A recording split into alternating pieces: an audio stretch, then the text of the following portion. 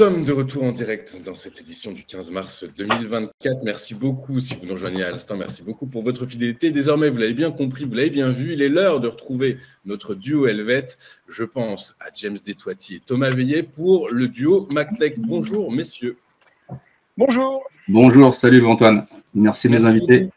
Merci beaucoup d'être avec nous ce matin, messieurs. Je vous présente très rapidement, pour ceux qui ne vous connaîtraient pas. Thomas Veillet, vous êtes fondateur du site investir.ch.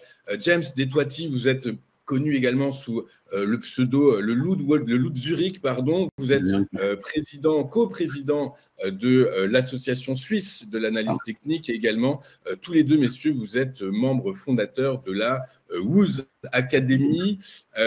Et avec nous ce matin on va passer en revue une demi-douzaine d'actifs sous le prisme à la fois du fondamental via les propos, les analyses de Thomas et sous l'angle de l'analyse technique avec les analyses graphiques de James Détoiti. Voilà, messieurs, on a peu de temps, du coup, on va aller très vite. On va essayer, en tout cas, tout en étant bien complet. On va commencer par Vallourec. Vallourec, dont l'actu récente, Thomas, c'est la montée au capital d'ArcelorMittal. Est-ce que c'est une bonne chose selon vous? Est-ce que ça veut dire que Vallourec va enfin peut-être recouvrer les couleurs d'antan, retrouver sa superbe qu'on avait perdue depuis maintenant près de 10 ans?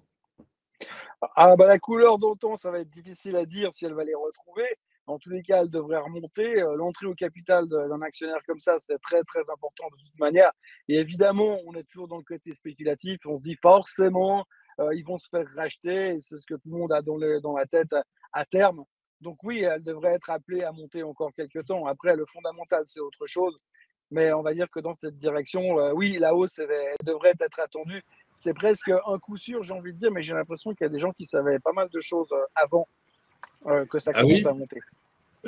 Comment ça se fait? Vous pensez que le dossier était sur la table de bon nombre d'investisseurs? Quand on voit le comportement du titre par rapport à ce qui s'est passé ces derniers jours, on peut largement penser qu'il y a des gens… On est tous égaux dans la finance, mais comme d'habitude, il y avait certainement quelques personnes qui étaient plus égaux que les autres. Vous savez, dans ces opérations ces opérations financières, il y a tellement de gens qui sont impliqués, vous savez, que ce soit des conseils extérieurs, des conseils en interne, des banques, des banquiers, enfin bref, évidemment, il y a plusieurs centaines de personnes qui sont évidemment impliquées dans des deals de ces montants-là, puisqu'on parle de plusieurs milliards d'euros de deals, donc effectivement, c'est gigantesque. James, comment est-ce que vous voyez l'évolution future, si je puis dire, du titre Vallourec? Alors, concernant Vallourec, voilà ce que j'ai détecté. On a un triangle ascendant, on a une divergence sur le ROC juste ici, qui fait que ça monte. Donc, ce qui se passe, c'est purement technique.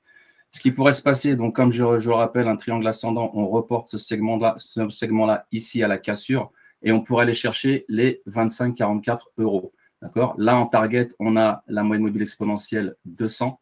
Ça, c'est ce qu'on pourrait avoir sur Vallourec techniquement en weekly, excusez-moi. Mon graphique est en weekly. Okay, voilà, j'ai fini sur Vallourec, très simple, très concis, très propre. C'est propre. Hein. Ok, Vallourec, donc une tendance haussière, on le comprend bien. Fondamentalement, effectivement, peut-être que l'entrée d'ArcelorMittal redonne du baume au cœur aux investisseurs. Techniquement, voilà, la configuration technique semble être positive pour le titre de Vallourec. Et j'ai mis ma target, excuse-moi de te couper, j'ai mis ma target sur le gap que tu as ici, là, sur la bougie du 2 mars en weekly et qui converge parfaitement ou presque parfaitement avec ma moyenne mobile exponentielle 200 ici. Et donc, l'objectif de cours que vous avez calculé, 18,67. 18,67 pour commencer et ensuite 25,44. Et ensuite 25,44, donc ça fera du bien aux investisseurs de très long terme de Vallourec qui peuvent enfin peut-être avoir de l'espoir, alors que c'est une belle valeur. Hein, c'est juste effectivement, c'était fondamentalement. On en parlait leader sur son marché, sur sa niche de marché. Fondamentalement, c'est le fondamental, c'est la dette. C'est un groupe qui a été extrêmement endetté et qui, par la force des choses, ça a un impact sur les ratios, sur les niveaux de valorisation et donc, in fine, sur les cours de bourse. On bascule sur le CAC 40. Thomas, le CAC 40 qui est dans une dynamique très clairement haussière actuellement. Comment est-ce que vous l'analysez? Parce que globalement, la situation économique n'est pas resplendissante. Les pivots sont anticipés, mais par la force des choses, on ne les voit pas arriver. L'inflation reste collante. Du coup, par la force des choses, comment est-ce que vous expliquez que le CAC 40 navigue de record en record actuellement? Je crois que le CAC 40, ce n'est pas une exception. En ce moment, c'est un des indices qui marche le mieux en Europe, mais aussi dans le monde, parce qu'on a vu ces derniers temps qu'ils avaient tendance à surperformer le reste du marché.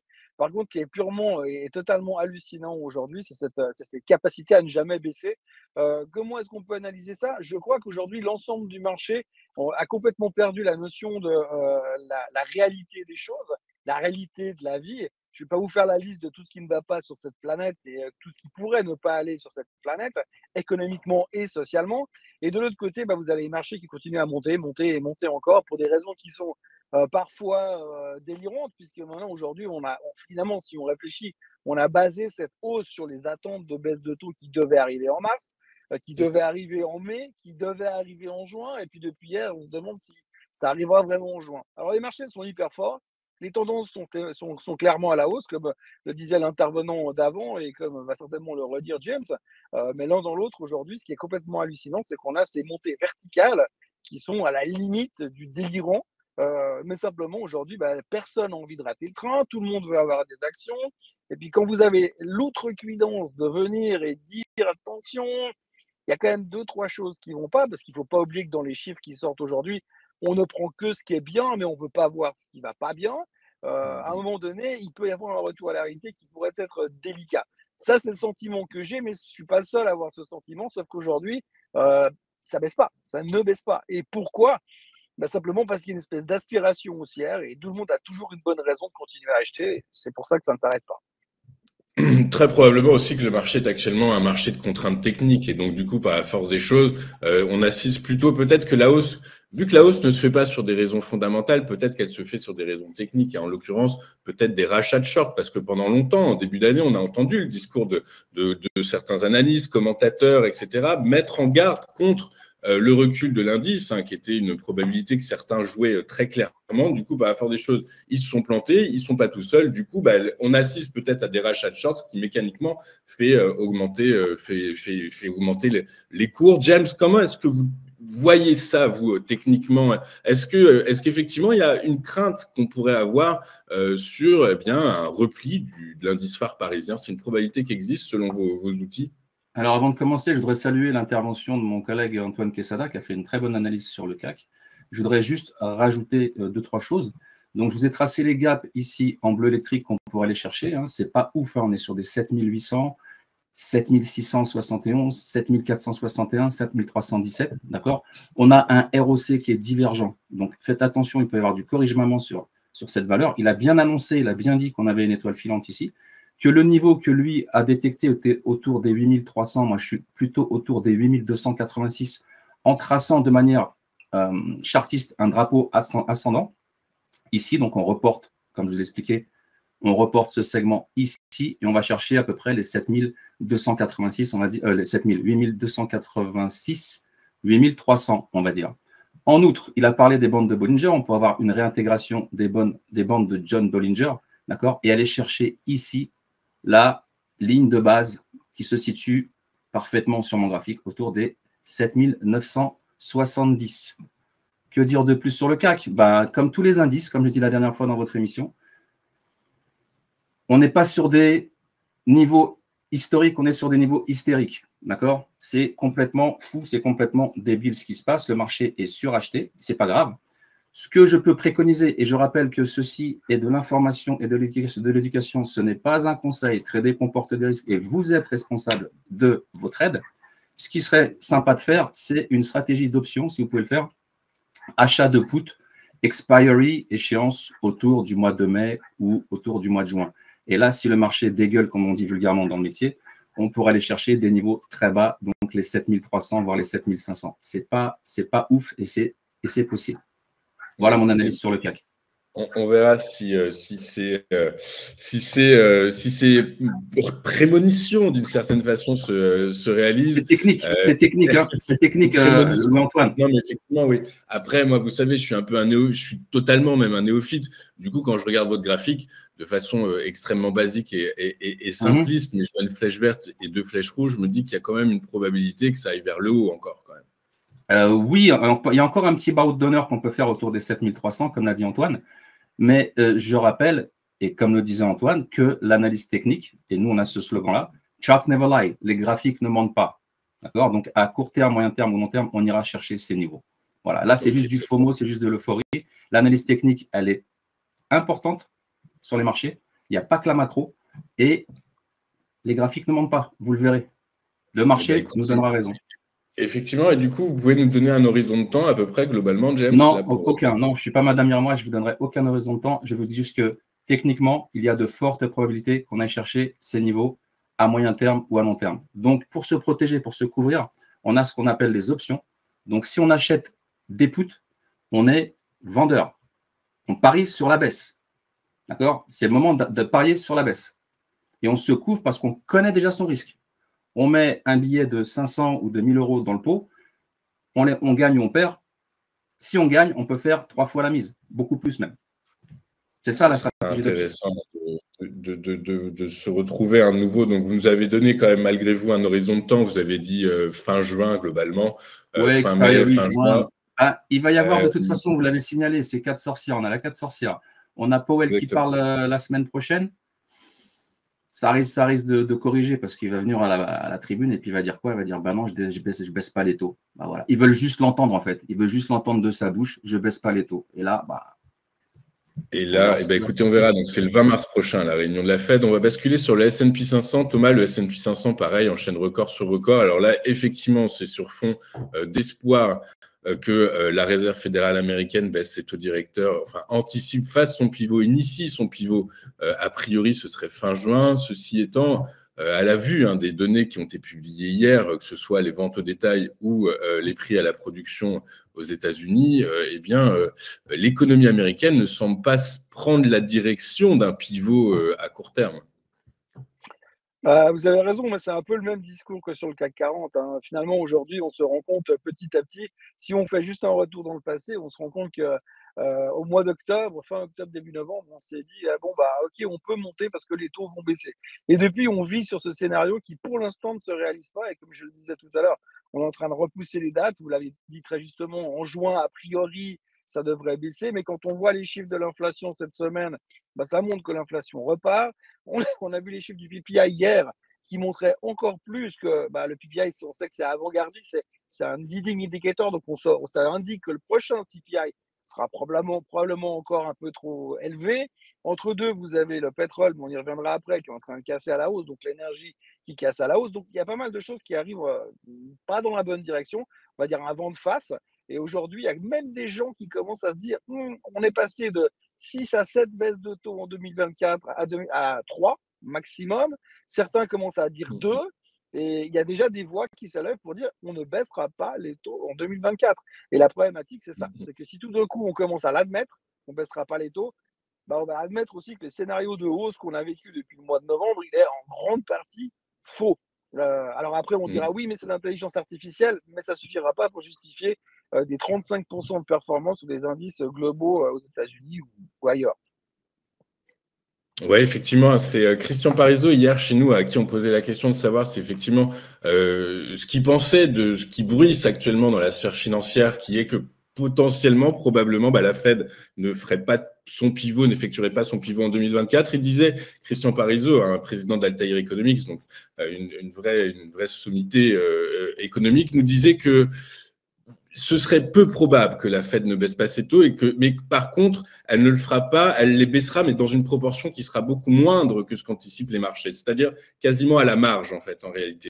Du coup, effectivement, mais la question, comme vous dites, on passe de 3 à 2. La Fed, les membres de la Fed sont en train de se poser la question de savoir si les 3 baisses de taux qu'ils anticipaient en début d'année, ils ne devraient pas les ramener à 2. Et effectivement, comme vous le dites, certains outrecuidants pensent que peut-être ce serait aucune baisse en 2024. Mais effectivement, et là, on tomberait de très haut. Effectivement, là, on tomberait de très haut, mais du coup, voilà, c'est très intéressant de suivre tout ce qui va se passer du côté de la Réserve fédérale américaine la semaine prochaine, 20 mars. James, le S&P 500, record sur record, ça va continuer?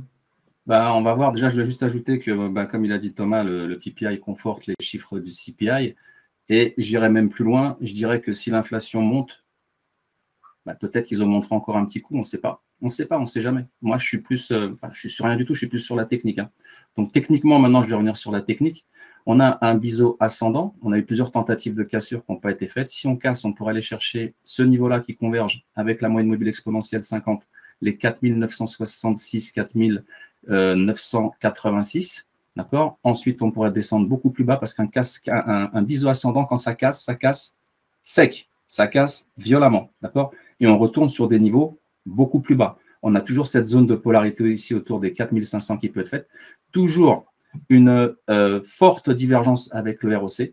Et je reviens toujours sur une stratégie d'option. Achat de put, expiry, juin, par exemple. Ou mai ou juin. Ça dépend du prix, ça dépend de votre capital. Voilà ce que je vois sur les S&P. Écoutez, effectivement, on suivra ça avec attention, l'évolution de CAC 40, S&P 500, qui navigue sur des plus hauts historiques, mais qui, selon toute vraisemblance et selon ce que vous nous dites, messieurs, sont des hausses totalement fictives. Et du coup, à force des choses, les prochains événements macro de politique monétaire pourraient amener les investisseurs à prendre leur bille, à s'éloigner des indices actions pour aller investir ailleurs. Du coup, on va refermer cette parenthèse indice action, on va basculer sur Tesla, un Tesla qui n'en finit pas de chuter en fait en réalité, sur fond de refonte de sa stratégie commerciale, sur fond de frasque de son PDG. Du coup, à force des choses, j'ai lu certains papiers qui disent que et puis surtout aussi sur fond d'exacerbation de la concurrence. Là, il y a un concurrent chinois en voiture électrique qui est en train de construire des usines au Mexique, des usines gigantesques pour inonder le marché américain de ces véhicules électriques. Du coup, à force des choses, Tesla en pâtit. C'est votre analyse également, Thomas, que le titre Tesla est engagé dans une descente un peu infernale? Alors, je ne crois pas que c'est uniquement le titre Tesla, et là, je ne vais pas faire plaisir à tout le monde, mais je crois que c'est le secteur des voitures électriques qui est en train d'en prendre plein la figure aussi. Alors, il ne faut quand même pas oublier que depuis quelque temps, la plupart des pays qui donnaient des subventions pour les achats de voitures électriques, ils ont retiré, ils ont terminé le programme de subvention. Donc, les gens, ils doivent payer plein pot. On se rend compte quand même, pour ceux qui ont utilisé avec un peu de temps des voitures électriques, c'est qu'on a toujours des problèmes de charge et qu'il y a plein de soucis qui ne sont pas encore réglés, même si on nous promet des choses positives pour l'avenir. Et puis, c'est vrai qu'on a vu que les ventes étaient en ralentissement, et pas uniquement chez Tesla. On a vu des ralentissements des ventes chez Tesla, on a vu des ralentissements chez Rivian. Je crois que le seul qui a des ventes en croissance, c'est BYD en Chine, mais tout le reste est en ralentissement. Donc, il y a un ralentissement indubitablement qui est en train de se faire sur les voitures électriques. Vous rajoutez à ça le fait que Musk, il ne s'est pas fait que des copains ces derniers temps. Donc, il y a même à l'intérieur de ses actionnaires des gars qui aimeraient bien qu'ils partent et puis qui remplacent par un vrai CEO qui est motivé pour faire le boulot. Ensuite, vous avez toute la thématique technique, et James y reviendra tout à l'heure. Mais vous avez aussi les banques d'affaires américaines qui sont en train d'engrader Tesla massivement. On a eu Wells Fargo qui a downgradé Tesla il y a 2 jours en passant de 220 à 125 comme target. Vous avez hier UBS qui baisse son target de 225 à 165. Donc tout ça fait des pressions et techniquement, elle est en train de casser à la baisse. Et puis en plus, il y a ce côté où, ça c'est très psychologique, mais les gens sont tellement contents dans le marché de voir qu'enfin, Elon Musk s'en prend plein la figure et que tous ces shorts qui sont shorts sur Tesla depuis 25 ans, enfin, ils commencent à être contents. Alors, il y a un ensemble de choses. Il y a clairement, j'ai fait une vidéo cette semaine qui disait c'est la mort des véhicules électriques. Et c'est pas la mort, mais c'est vrai qu'il y a quelque chose qui est en train de se calmer. Et quand on voit la courbe de progression de la thématique des voitures électriques, tout le monde voulait en avoir une il y a encore une année en arrière, où aujourd'hui on se dit Ouais, voilà, donc c'est un petit peu différent et il y a un ralentissement qui est en train de se faire de ce côté-là et on voit très bien que la courbe de croissance de Tesla ces dernières années et pas que chez Tesla de nouveau, eh ben, elle est montée et aujourd'hui ça redescend. Donc du coup, le graphique fait pareil et le titre fait pareil. Bah, j'imagine, hein, James, le graphique fait pareil, hein. Je rappelle qu'en 2021, fin 2021, Tesla, c'était 400 $ l'action. Là, on est à un peu moins de 170, je crois, de mémoire. Et certains analystes anticipent même un retour vers les 100 $. Ça vous parle, ce scénario, James? Alors, techniquement, on avait un Gartley qui est plus valable, donc je vais le retirer rapidement, comme ça, qui était une figure harmonique. C'était la première qui est ici, la petite, la plus électrique ici. Là, en fait, un Gartley peut se transformer en butterfly. Ça, c'est de la technique, c'est des figures harmoniques qui vous donnent des retournements de marché. Donc, on pourrait aller chercher ici les 112, par exemple, qui a déjà été fait et qui correspond ici à un gap. Tout ce qui est bleu électrique, ce sont des gaps, d'accord? Donc, ici, on a un millefeuille de gap. Celui-là a été fait, je vais l'enlever, d'accord? Ici, excusez-moi, là. Donc, on pourrait aller chercher, et on a toujours cette divergence, hein. Elle commence à être cassée, la divergence avec le ROC, d'accord? On peut éventuellement avoir un rebond, et si on a un rebond du ROC, le marché remonterait, d'accord? Il y a eu ici, donc les niveaux qu'on peut aller chercher au plus bas, bien sûr, ça serait, au plus bas, ça serait 112, après ça serait 122, 132, 144, d'accord? Je rappelle ici, et je vous montre rapidement, un petit masterclass rapide, que les dead cross, ça ne marche pas tout le temps. D'accord? Vous auriez shorté ici, le marché était remonté. D'accord? Donc, je vous rappelle que les moyennes mobiles sont en retard sur le marché. Donc, oui, techniquement, Tesla peut redescendre ici. On a Cathy Wood qui est en train de racheter à fond du Tesla parce que c'est une valeur, pour elle, une valeur sûre, une bonne valeur. D'accord? Elle fait partie des 7 Magnificent. Moi, je serais plutôt aussi d'accord avec elle, d'accord, d'acheter éventuellement des calls. Acheter des calls sur, pareil, sur juin ou sur septembre. Donc là, c'est l'inverse. Quand on achète des calls, on parie sur la hausse et on connaît sa perte. Voilà. Donc, achat de calls sur Tesla possible. Sinon, vous achetez léger et puis vous attendez un peu plus bas et vous renforcez. Voilà. Voilà Tesla, ce qui pourrait se passer sur Tesla. On pourrait rejoindre ce millefeuille de gap ou pas. Donc, rien de bien positif sur Tesla, hein, a priori. On verra. Mais Charles never lie. Les graphiques ne mentent pas. On verra, effectivement, mais a priori, effectivement, si j'ai bien compris vos propos, messieurs, d'un côté, Thomas nous dit qu'effectivement, la configuration globale du marché des véhicules électriques n'est pas porteuse actuellement. Et vous, James, vous nous dites que, eu égard aux indicateurs que vous analysez sur vos graphiques, eh bien, effectivement, alors certains disent 100, vous nous dites 112, mais en tout cas, là, on est à 168 $. Du coup, à force de choses, le mouvement. On a même une vague de Wolf que je peux vous tracer rapidement. Ici, une vague de Wolf. 1 est ici, 3 est ici, 5 est là. D'accord? Donc, on pourrait aller chercher ce segment-là, ici, et revenir donc un petit peu plus haut. Je vous la trace mieux comme ça. Dès que cette bougie-là va réintégrer cette ligne-là, d'accord, on pourrait exploser à la hausse et venir chercher ce niveau-là. Voilà. Et on passe en vert parce que c'est une hausse. C'est l'analyse technique en live, hein. Je n'ai rien préparé. Hein. Et tous les scénarios sont encore finalement. Bien sûr, bien sûr. Vous avez un gap ici. Hein. Vous avez un gap ici à 207, un autre à 233. Moi, la target, c'est 222 sur Tesla. On verra. Si ça descend. Vous êtes à la hausse, vous, sur Tesla, James? Ah, moi, je suis acheteur sur Tesla. C'est comme si tu me demandais est-ce que j'achète LVMH.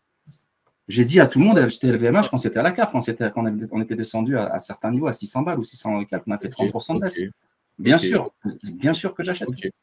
C'est pas encore descendu trop bas. Ce n'est pas un conseil, attention, ce n'est pas un conseil, c'est de l'information. Ça ne regarde que vous et que votre stratégie d'investissement. Voilà, vous me demandez, moi personnellement, je reste acheteur sur Tesla. Mais vous restez acheteur. Ok, écoutez, c'est intéressant. Messieurs, le temps file en votre compagnie. On avait prévu pas mal de valeurs, on ne va pas toutes les voir et j'en suis navré. On va basculer sur le secteur de l'armement, une valeur militaire, l'armement militaire américain, à l'heure où le Congrès américain vote plan d'aide sur plan d'aide à l'Ukraine, du coup, par la force des choses, est-ce que ça porte, messieurs, ça peut porter une valeur comme Lockheed Martin Corporation? Thomas, qu'est-ce que vous en pensez? Est-ce que la guerre en Ukraine, finalement, va pouvoir se retrouver dans les prix, dans le chiffre d'affaires des valeurs de l'armement américain? Alors, oui, évidemment, ça marche toujours très bien. On voit que de toute façon, les budgets militaires où que ce soit, sont en pleine augmentation dans n'importe quel pays du monde, surtout à cause des tensions militaires à droite ou à gauche, que ce soit au Moyen-Orient ou que ce soit en Ukraine. Le seul problème qu'on a aujourd'hui sur la thématique de l'armement, c'est que souvent, la réalité financière ne se répercute pas sur les actions aussi bien qu'on aimerait, je dis au conditionnel bien sûr, parce que simplement, bah, c'est pas politiquement correct d'acheter des actions sur l'armement, parce que ça se fait pas, parce que c'est pas ESG, c'est pas green investment, et les gens hésitent à acheter ce genre de choses, et ce que je peux parfaitement comprendre. Néanmoins, c'est une réalité. Et donc, on voit quand même que sur le long terme, c'est des secteurs qui vont toujours très bien, qui ont de la peine à maximiser leurs résultats, mais néanmoins, c'est quelque chose qu'on ne peut pas négliger. Et n'oublions jamais quand même que tous les secteurs de l'armement, c'est aussi la naissance des technologies. La plupart des boîtes d'armement, c'est eux qui font de la recherche technologique qui devient finalement des objets d'utilisation de tous les jours qui sont utilisés par les grosses boîtes techno. Prenez Mm. l'exemple du GPS, par exemple, ça n'avait pas été développé pour nous à la base, c'était développé pour l'armée. Et donc, ces boîtes d'armement sont toujours très actives de ce côté-là. Donc, c'est quelque chose qu'il faut regarder, c'est des boîtes qu'il faut vraiment essayer d'acheter sur faiblesse. Et malheureusement, de nouveau, j'ai envie de dire, vu les tensions militaires à droite et à gauche, vu les budgets qui sont votés, vu les déclarations de certains gouvernements, pour ne pas parler du gouvernement français, c'est clair que ça peut générer quelques tensions. Et on a déjà vu le comportement du secteur en général, qui va forcément relativement bien. Et les résultats financiers sont bons sur tout le secteur. Par contre, effectivement, c'est plus difficile de les transférer sur la réalité des marchés parce que les gens culpabilisent un peu à l'idée d'acheter des boîtes d'armement. Ouais, effectivement, on comprend, hein, puisqu'aujourd'hui, les investisseurs sont tournés vers ce qu'on appelle les critères ESG, dont sont fondamentalement exclus les valeurs de l'armement, du coup, par la force des choses. James, effectivement, est-ce que ce que dit Thomas se retrouve dans les cours, c'est-à-dire qu'il y a une vraie dynamique financière, une vraie dynamique commerciale, mais pour autant, les cours restent un peu léthargiques, coincés sous une Alors certaine oui, chape ESG, du coup. techniquement, on est aussi, comme vous pouvez le voir sur le graphique, d'accord. Il faut remarquer aussi quand je suis en monthly, là, je suis sur du mois. En monthly, on est souvent allé chercher la moyenne mobile exponentielle 50, donc à surveiller en monthly. En weekly, c'est plutôt la 200 qu'il faut aller chercher. Voilà, la 200. Vous remarquerez qu'on a aussi rebondi ici. Ici, on a une petite cassure, rebond, rebond. Ici, on n'a même pas fait le rebond, on a fait une fausse touche, on est reparti direct à la hausse. Voilà. Donc oui, c'est une valeur qui pourrait aussi descendre, attention, parce qu'on a une divergence sur le ROC. Je vais vous la montrer, elle est là. Hop. On a une divergence avec le ROC à surveiller. Le ROC, que je le rappelle, vous donne la vitesse du momentum d'un actif. Donc voilà, là, on est en territoire négatif. Donc attention. Donc attention, vous nous dites ça, c'était sur. Et si je peux te faire une petite parenthèse sur Nvidia, parce qu'on m'a demandé, on m'a dit, oui, Nvidia. Ouais, on est pressé, James, on est très pressé. Alors, je peux le faire en 2 minutes. Nvidia, on m'a dit justement, oh là là, ça descend, ça descend. On est descendu que de 6%. On a fait juste les 27 de Fibonacci ici, donc c'est pas ouf. La zone de danger, elle serait située ici, autour des 747. 747, qui dit 747 dit Boeing. Boeing, si on peut en parler vite fait, sur la cassure de ce canal haussier. Vu ce qui s'est passé récemment, on pourrait redescendre sur les $140. Voilà ce que je voulais dire rapidement. Sur Boeing, Thomas, sur Boeing, on va revenir un instant sur Boeing. Boeing qui enchaîne les déconvenus dont on se rend compte, étude après étude, audit après audit, que finalement ils ont pris, ils n'ont pas pris les précautions nécessaires pour construire dans un climat totalement sécurisé leurs avions. Du coup, par la force des choses, les grands clients de Boeing sont en train de renégocier les contrats, voire de les annuler. Du coup, Boeing est totalement en crise. Qu'est-ce que vous en pensez? Bah oui, ils sont totalement en crise. Bon, d'abord parce qu'effectivement, comme vous l'avez dit très justement, il y a une accumulation de bourdes gravissimes qui ont eu des conséquences extrêmement graves sur le 737 MAX, entre autres. Mais on a vu ces derniers temps, entre les portes qui s'arrachent en plein vol, les avions qui perdent des roues, les instruments de vol qui s'éteignent en vol. Donc c'est dramatique et c'est en train de générer une espèce de peur générale, puisque les gens qui doivent prendre l'avion, ils commencent à se renseigner pour savoir s'ils volent sur Airbus ou sur Boeing. Donc, ça commence à être un gros problème. Quand on perd la confiance en aéronautique, c'est extrêmement compliqué. Et quand on regarde un petit peu l'histoire de Boeing à l'intérieur, il y a quand même des choses qui se sont passées. Il y a des témoins qui ont fait un peu les lanceurs d'alerte qui ont été étonnamment assassinés. Donc, c'est un mauvais polar qui est en train de se tourner sur Boeing.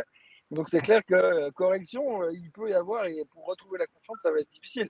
Alors Boeing reste un fleuron de l'industrie américaine. Donc à un moment donné, ils iront été chercher les plus bas, comme James l'a montré sur le graphique. À un moment donné, il faudra dire, bon, ça suffit quand même. Ils vont se restructurer, ils vont redémarrer et ça va repartir. Mais entre deux, c'est clair que pour l'instant, on est plutôt en mode never catch a falling knife. On ne rattrape pas un couteau qui tombe pour l'instant. Oui, alors, vous faites référence à cet ancien employé Boeing qui travaillait dans une usine, je crois, de mémoire, une usine Boeing aux États-Unis, qui était directeur de la qualité ou quelque chose comme ça, et effectivement, qui est parti en retraite après avoir lancé, et qui est parti en retraite, qui a lancé de nombreux avertissements à l'endroit de la piètre fabrication des usines, des pièces d'avion. Hein. Je crois qu'il expliquait que les pièces d'avion étaient des pièces de seconde main, qu'elles n'étaient pas totalement finies, etc., etc. Et du coup, effectivement, on l'a retrouvé mort dans sa voiture. Ceci étant, donc une enquête est ouverte, évidemment, etc., etc. Pour l'instant, il semblerait que ce soit qu'il ait mis fin à ses jours. Mais bon, voilà, l'enquête est ouverte et continuons. Effectivement, un mauvais polar, comme vous dites, ça arrive au très mauvais moment pour Boeing. Du coup, à force des choses, James, graphiquement, donc vous nous dites que là, Boeing, effectivement, Boeing est en crise. Hein, les contrats sont en train d'être annulés les uns après les autres. C'est l'agence européenne dernièrement de sécurité aérienne qui a menacé de retirer cette approbation. Du coup, à force des choses, ça ne peut pas ne bien aller pour Boeing, j'imagine. Boeing, oui, on a un shark. J'ai détecté un shark, une figure, un potentiel shark qui pourrait se faire, d'accord. Et si ce potentiel shark a lieu, on pourrait descendre sur les 140, 130, d'accord, avec un stop en dessous X, ici autour des 98 voire 100 $. Voilà ce que je vois sur Boeing. Est-ce que vous voulez qu'on passe au pétrole? Oui, on va finir par le pétrole. Un mot, Thomas, sur le pétrole. Pétrole qui est tiraillé actuellement entre les coupes annoncées, la poursuite des coupes annoncées par l'OPEP et ses alliés de l'OPEP+, mais de l'autre côté, les perspectives de croissance économique mondiale sont revues à la baisse. Hein, la Chine, notamment, qui ne devrait pas retrouver ses couleurs d'antan. Du coup, à force des choses, qu'est-ce que vous en pensez? Le pétrole, finalement, navigue, latéralise entre des zones clairement définies actuellement à 70 et 80 $, 70, 85. Du coup, comment vous voyez, vous, comment vous expliquez qu'on en soit arrivé là? Le pétrole, c'est le truc le plus magnifique en termes d'indicateurs de contrariants. C'est-à-dire que quand tout le monde vous dit que ça va plus bas, ça remonte, et quand tout le monde vous dit que ça va plus haut, ça descend. Donc ça marche plutôt pas mal dans ce côté-là. Pour le reste, effectivement, l'OPEP a confirmé les coupes de production. On s'est rendu compte quand même qu'il y avait des stocks d'essence et de gasoline qui étaient très bas aux États-Unis. Donc il faut quand même les remplir à un moment donné. On arrive sur une période aux États-Unis qui s'appelle la driving season, où les gens bougent beaucoup plus, donc consomment plus d'essence. On a soulevé depuis quelques jours aussi la thématique des drones militaires qui consomment beaucoup d'essence et qui sont beaucoup utilisés en ce moment-là. Et puis on a eu l'autre jour encore les Ukrainiens qui ont attaqué une raffinerie russe. Donc du coup, ça empêche certaines productions. Donc il y a un problème de production. Alors vous avez raison, économiquement, on prévoit un ralentissement de la Chine. Mais enfin, la Chine, il prévoit comme une croissance de 5%. Donc si vous multipliez ça, si vous représentez ça, ça fait quand même de la consommation. L'Inde a plus ou moins ralenti sa consommation le mois dernier, mais pour l'instant, c'est pas encore très clair. Donc, pour moi, c'est un truc. Aujourd'hui, les gens sont ultra convaincus qu'on va rester, comme vous le disiez, entre 65 et 80 $. Et comme par hasard, depuis 2 jours, il est en train de casser à la hausse. Et c'est un truc qu'on va retrouver à 90, 95 $.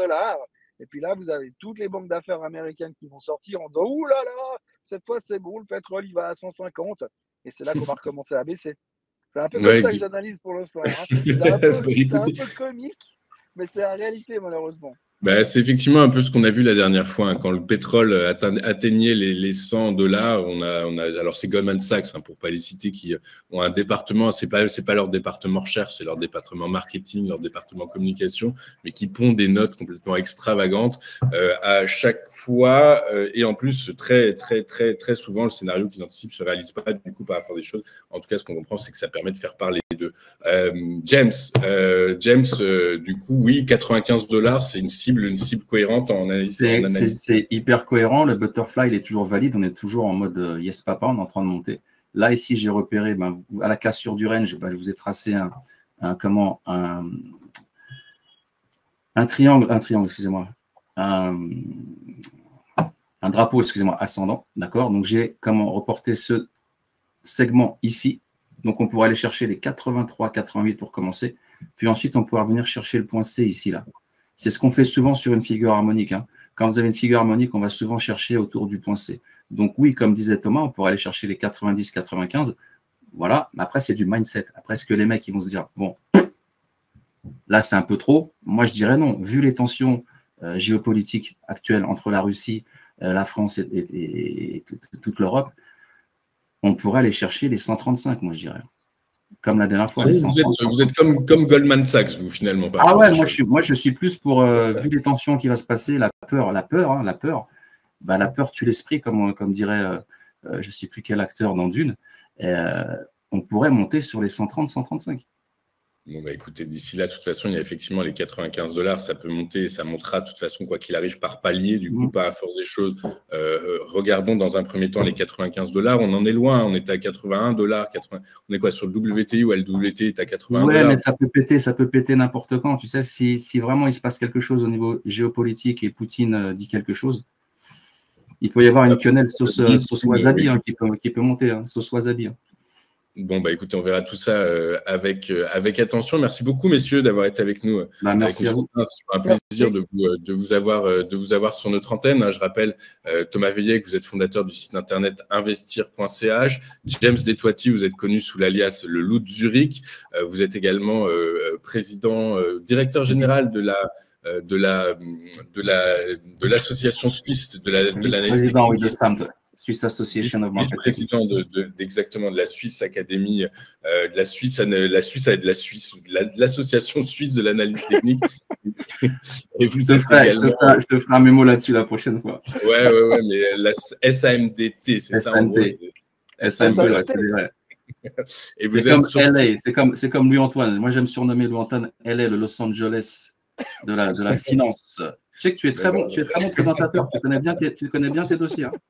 Bon, bah écoutez, c'est gentil, merci messieurs. Mais de toute façon, quand on est bien accompagné, c'est tout de suite plus facile, quoi qu'il arrive. Merci. Du coup, je vous remercie. Une dernière chose, vous êtes tous les deux cofondateurs de la WOOZ Academy. Du coup, à force des choses, si les téléspectateurs qui nous regardent souhaitent avoir plus d'informations, je les invite à aller sur le site de la WOOZ Academy pour avoir plus de renseignements. Messieurs, merci beaucoup. Je vous souhaite une excellente journée, un très bon week-end et j'espère vous retrouver vite sur Téléfinance. À très bientôt, messieurs. Au revoir.